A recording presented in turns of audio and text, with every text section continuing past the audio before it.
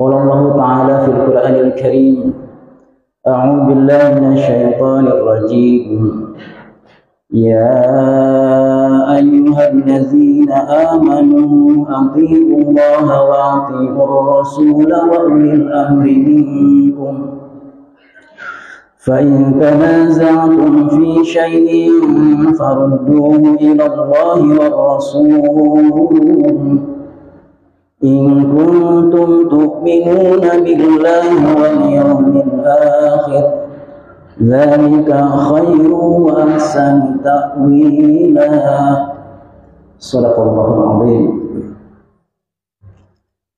Hadirin jamaah kaum muslimin rahimakumullah, sejenak kita panjatkan puji dan syukur kehadirat Allah Subhanahu wa taala yang dengan izin, inayah dan hidayahnya alhamdulillah pada kesempatan siang ini kita masih bisa melaksanakan satu kegiatan rutin sholat Jumat dengan segala rangkaiannya insya Allah.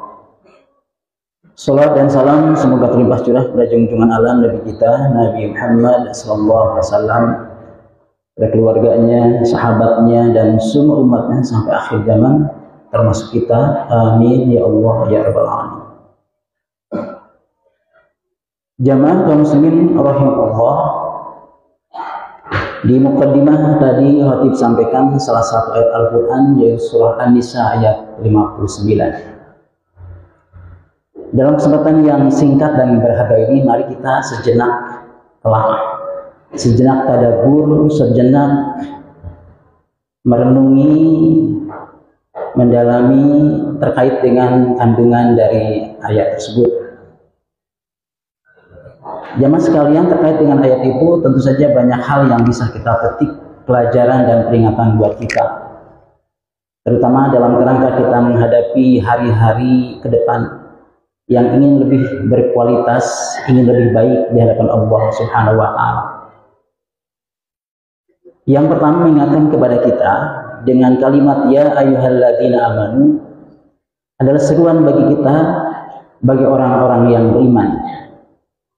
Jadi ketika kita sudah mengakui bahwa kita percaya kepada Allah dengan segala sifatnya, percaya, yakin terhadap kehadiran yang namanya malaikatnya, percaya dengan kitab-kitabnya, percaya dengan rasulnya, percaya dengan datang hari kiamat nanti, dan percaya dengan qada, maka semestinya kita terpanggil oleh seruan ayat ini.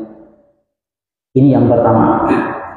Kemudian jamaah sekalian rahimakumullah, yang kedua adalah perintah ketaatan kepada kita.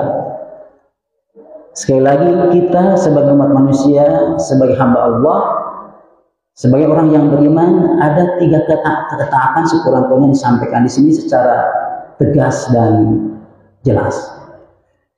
Yang pertama adalah ketaatan kita kepada Allah, atiullah. Taat kita kepada Allah, saat itu pula kita diingatkan bagaimana dan apa yang seharusnya kita taati kepada Allah itu. Maka di sanalah kita akan terpikirkan peraturan-peraturan, ajaran-ajaran, batasan-batasan yang seharusnya menjadi objek ketaatan kita kepada Allah.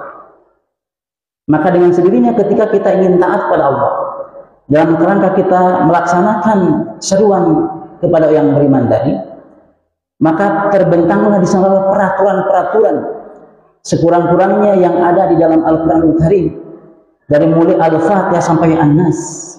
Maka ketika kita ingin menjalankan ketaatan kepada Allah, maka dengan sendirinya kita tidak bisa mengabaikan, tidak bisa membiarkan, tidak bisa lepas dari bacaan-bacaan kita ayat demi ayat di dalam Al-Quran.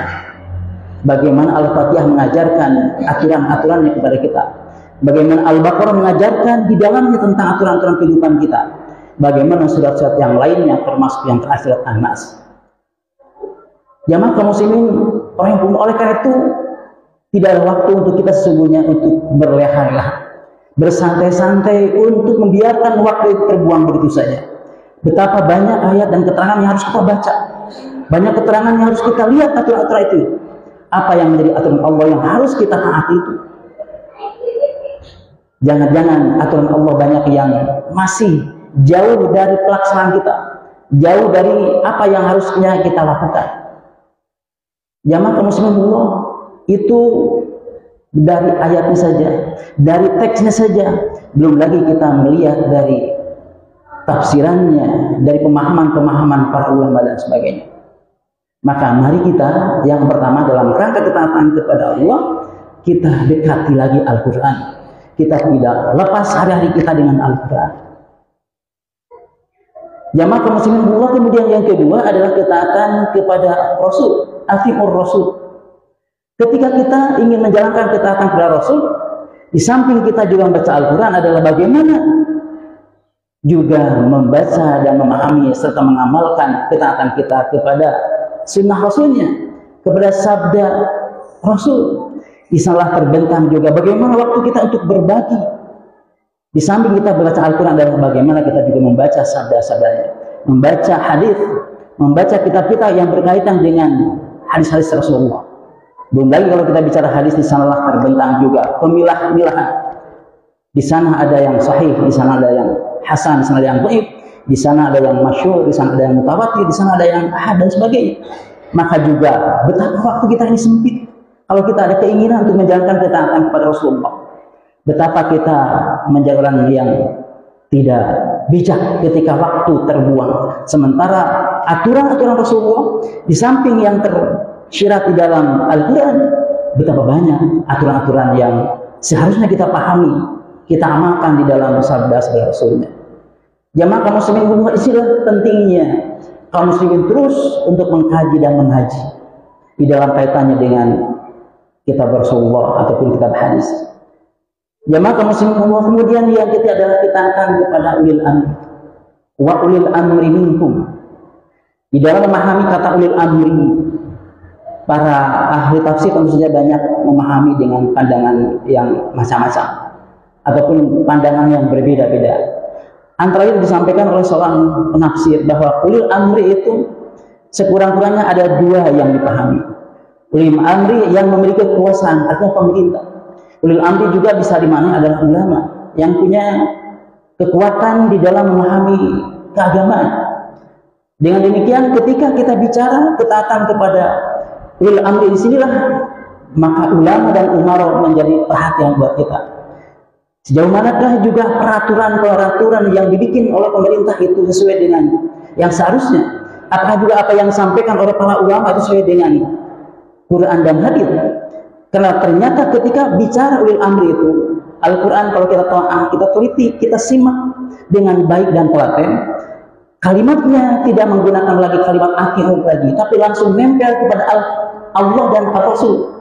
Artinya seorang ulil amri akan menjadi dipatuhi dan ditaati selama mereka adalah taat kepada Allah dan Rasul. Jamaah kaum muslimin, oleh karena itu ada kata pengunci ketika bicara ulil amri itu, fa in tanaza'tum fi syai'in farudduhu ila Allah wa Rasul. Sangat mungkin dan boleh jadi yang namanya ulil amri, yang namanya pemerintah, yang namanya ulama bisa berbeda dengan apa yang diharapkan oleh yang lain. Di sana mungkin saja terjadi pertentangan, perbedaan pendapat dan sebagainya. Maka kata Al-Quran sendiri, kembalikan kepada Allah dan Rasul, kembalikan kepada Al-Quran dan sunnah Nabi. Kaum muslimin Allah, terkait dengan ulil amri ini, betapa kita sedang dihadapkan dengan kenyataan bagaimana kita memilih pemimpin yang baik. Maka pemimpin yang baik adalah kita bicara agama, kita bicara Islam, kita bicara ketaatan kepada Allah dan Rasul.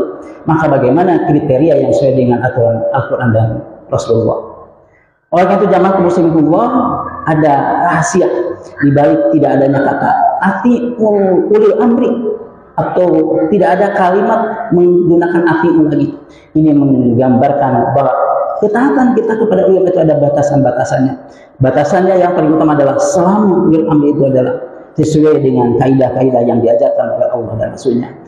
Jamaah kaum muslimin Allah, kata kunci yang berikutnya adalah in kuntum tu'minuna billahi wa rasul. In kuntum tu'minuna billahi wal yawmil akhir.